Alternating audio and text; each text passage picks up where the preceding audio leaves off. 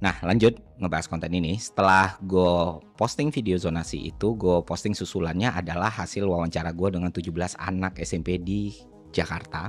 Yang mana gue nanya 2 pertanyaan kepada mereka. Yang pertama adalah bersama Pitagoras, yang kedua sebutkan 3 kebutuhan primer manusia gitu. Nah, menurut gue ketika lu udah ada di SMP, seharusnya lu paham nih teorema Pitagoras dan 3 kebutuhan primer manusia gitu.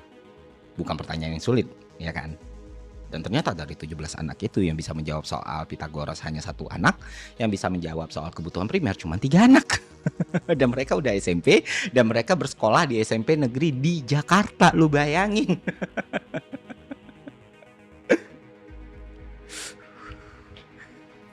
Dan tentu gue penasaran kan, kenapa sih mereka sampai pengetahuan dasar kayak gini aja nggak paham gitu. Oke, gue nggak berharap mereka paham banyak hal ya kan, karena kecerdasan kan spektrumnya banyak gitu.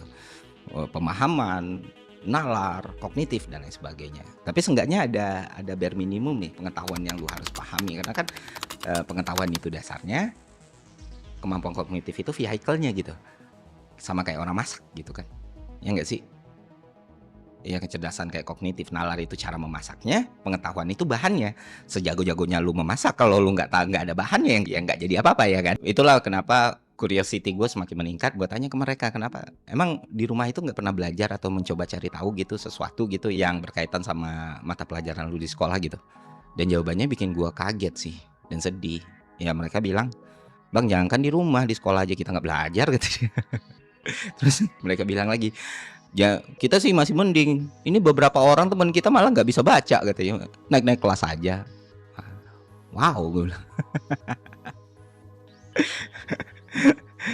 Nah ini yang membuat kita semua mungkin sadar ya, ada satu masalah besar di sini yang mungkin belum disadari oleh para pemangku kepentingan kita, yang mungkin masih enak di Menara Gading ya kan, yang mungkin dari SD sampai SMA-nya sekolah di private school, di international school atau homeschooling, kuliah ke luar negeri, balik-balik dapat jabatan, ya kan banyak ya, benchmarkingnya negara maju terus dia terapkan di Indonesia.